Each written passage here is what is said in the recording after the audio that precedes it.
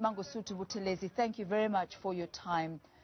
As you watch what is unfolding in the country over the last few days, how do you decipher it? What do you see? What is going through your mind?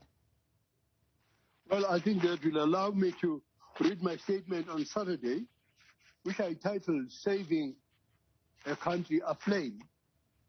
I said, as we witness a country aflame with violent protests, looting and destruction, it is clear that South Africa is being destroyed.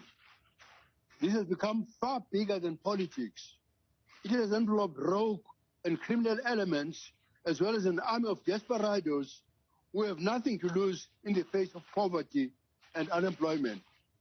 The state is being held to ransom as citizens create anarchy. While the Minister of Police has assured us that this wave of violence is being handled appropriately, as he said, it has not abated.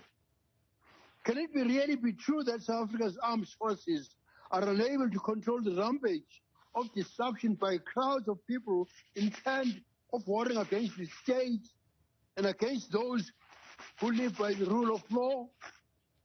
This is an internal war against ourselves, and South Africa cannot survive it.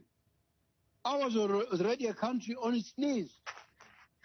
Such unchecked destruction will finish off the chance of any recovery or economic survival.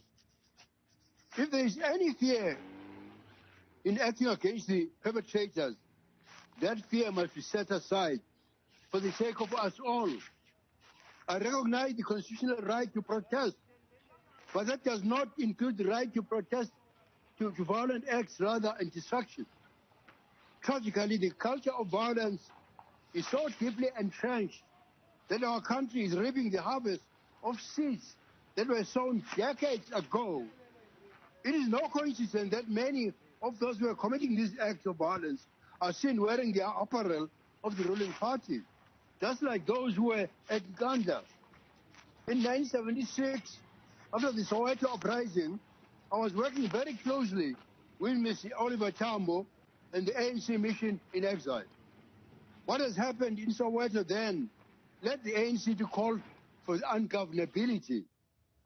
They asked all oppressed South Africans to make this country ungovernable. While I understood this response, I warned Mr. Tambo, who was my leader, against it. For I foresaw the creation of a culture of violence and lawlessness that would be hard-pressed to change or remove when we gain control of the country. The culture of violence and lawlessness is evident now in the burning of trucks and vehicles, the destruction of property, looting and criminal acts. How will the state react? South Africa cannot afford a slow response, particularly in the presence of a devastating pandemic. Anarchy has been unleashed, and I urge our president to take a firm stand. I know the responsibility upon his shoulders, and I will willingly stand in support of any measures he takes to protect South Africa. But I also know that if it does not act now and act decisively, all will be lost. Our beloved country is in a flame. We need to act. So, in fact, I took the trouble yesterday to speak to His Excellency, our President, and he assured me that he was thinking of deploying the army. And I told him how upset I was, that because I suggested that the army should back up our police, which it has been shown over and over again that the South African police hasn't got the capacity to bring about law and order in this country in any time of crisis. So I said that they should back up. So actually what upset me, and as I talked to the president, I said that what the Minister of Defense said upset me because because she said there's no war in KZN. That's what she said. And that is why even after the president has asked her to deploy the army, there's been a dragging of feet, and I hear that only about 2,000 soldiers are deployed. And why do you believe, Prince Buthelezi, there is a dragging of feet? Whereas during the COVID, 70,000 soldiers were deployed. You know, actually, now I've just received a very disturbing thing on my cell phone. Someone who watched me when I was talking to Anchor, he says, my name is Jessica Gunnison, an Indian gentleman. And she said, I've just watched your interview.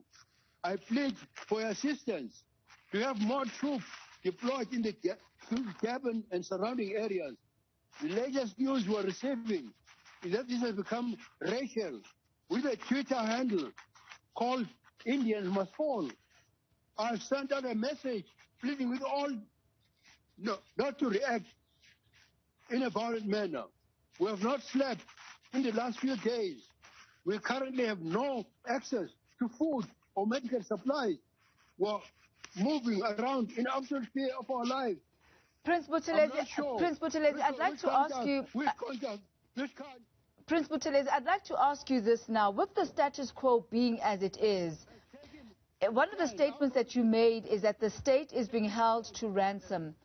Who would you say is holding the state to ransom, and why do you believe there has been, as you put it, a lackadaisical approach to even the deployment of the army forces? Why you believe that this particular situation is actually being under-resourced?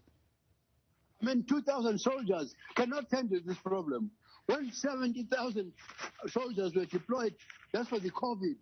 I mean, 2,000 is not enough for Soweto alone, let alone other parts, you know, of Gauteng, let alone other provinces like KZN. So let me ask you this, Prince Buthelezi. You say here that the state is being held to ransom. Who, in your view, is holding the state to ransom? The people are trashing the country. All the people that are trashing the country.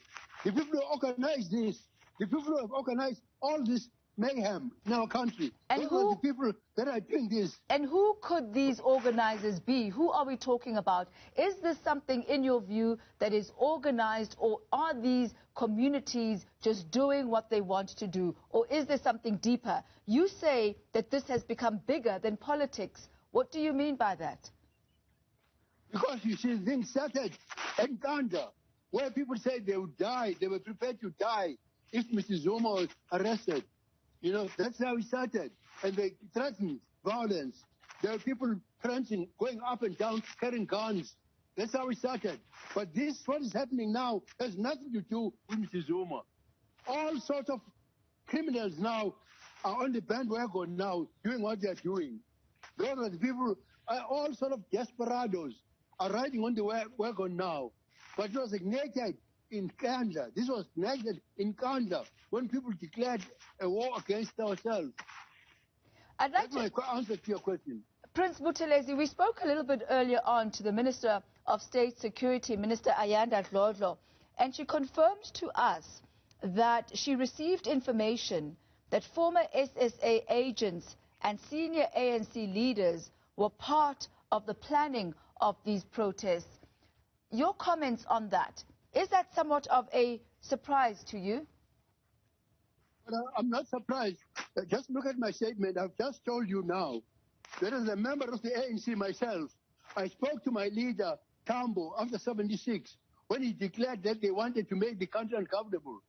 You know, every strike and protest that has taken place in South Africa has actually been violent like this, where actually people have unleashed violence, destroying all the infrastructure in the country. So I'm not surprised if the Minister of Security says that, because that was actually started at that time when it was declared that the country must be made ungovernable. In spite of my warning, that became the policy and culture. So I'm not surprised that the minister says so. It's quite clear, even this dragging of feet, where only 2,000 soldiers are deployed when the country has been burnt down to ashes, you know, it shows that, you know, some people who give this mayhem some moral support. I'd like to find your views, Prince Buthelezi, on the perception that South Africans have had. Some have said, why is it that the police seem to be onlookers, that they seem to be watching the looting happen? And some have been saying that it almost looks like there have been instructions given not to do anything. What are your views regarding that? Actually, I've seen some policemen trying to bring about order. But there's some policemen, in fact, in Devon, metro policemen who are seen actually looting. I mean, who are shown by you actually on television looting. There's definitely a dragging of feet, you know. Because also, one must say that, as I say, I'm not surprised that the police are like this, because when there was the integration of forces, there were people that were integrated into the army who were not trained policemen, but were comrades. Actually, I'm not surprised that there may be that element in the police force. And that is why, during crisis, our South African police force is absolutely incapable of bringing about order. I'm not surprised. And how can this be fixed, Prince Buthelezi? Actually, that's why I spoke to our president yesterday. I phoned our president, and he assured me that the army was going to be actually deployed to back up the police. But you see what has happened, to actually deploy about 2,000, which is not enough for Soweto. I mean, it shows a reluctance. Because why is it that during COVID, 70,000 police army soldiers were actually deployed? And now, after the Minister of Defense has sniped at me when I suggested this on Saturday, that soldiers must actually back up our police, which is quite incapable. The police force is completely, it has been shown incapable of bringing about order in the country. And in the past, it has been, and I was surprised actually when my colleague, the Honorable Mr. Malema, said they didn't want soldiers in their streets. Because it has been a habit in South Africa that when there's a crisis, our police, because of their incapability, are always backed up by the army. And that has not been done. To actually deploy only 2,000 soldiers when the country is burning shows a reluctance, actually, to address this problem. Prince Buthelezi, there are some who have said that the arrest of former President Jacob Zuma was but an inciting incident, that there are underlying dynamics in South Africa, dynamics such as unemployment, dynamics such as poverty, dynamics such as inequality, that have been simmering underground, and that this is a perfect opportunity for them to display themselves in this manner. How should government be dealing with this, and how should government respond to issues of unemployment and poverty, so that when situations like this happen, then you don't have the criminal elements creeping in, and you don't have issues of desperation of people creeping in to hijack what was initially supposed to be a political cause that now looks like an economic cause? No, I completely agree that there are other underlying dynamics. In fact, that is why I said this thing has become bigger than politics. It's not an issue on which you can be partisan about it, in which you can blame the ruling party because they are ANC, even though the thing that ignited it was the behavior of some leaders of the ANC and Kanda. They ignited this. But this is no longer. Actually, the underlying dynamics are responsible for it. I mean, actually, even in my statement now, I did state that, in fact, the poverty and unemployment actually is at the heart of this, because when you see these people, these droves of people running and looting, most of them are young people.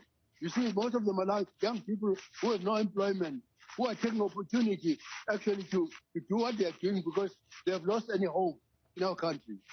I mean, our country, the economy itself was mishandled in this country. We mismanaged this country. The economy of this country was mismanaged from the word go. Because when Mr. Mbeki came up with clear growth, employment, and redistribution, he was howled at by the partners in COSATU, who said that they would roll mass action if he did so.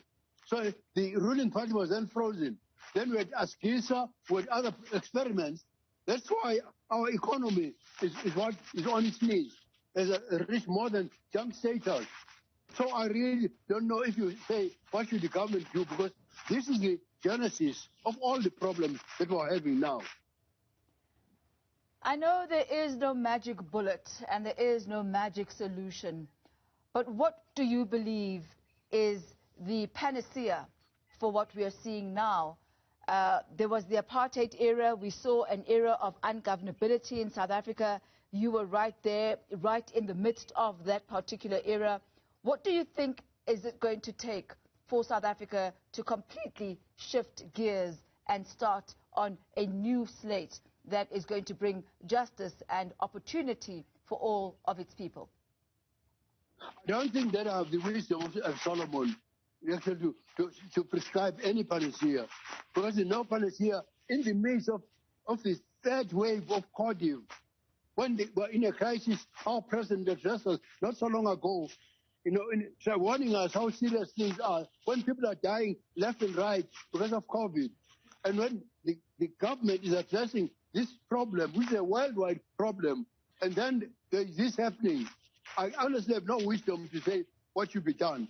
But the dragging of feet in addressing this issue, as evidenced by the fact that when I suggested that the army should back up the police, which is incapable of restoring law and order in this country, then the Minister of Defense herself says to me, there's no war in KZN.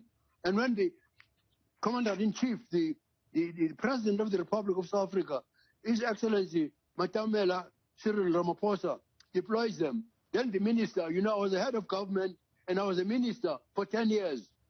The head of government cannot dictate decisions on a minister, because if, as a minister, you are given responsibility to carry out the work of the government. So I cannot blame the president, because the president has already given, as commander-in-chief, he has said the soldiers have been deployed.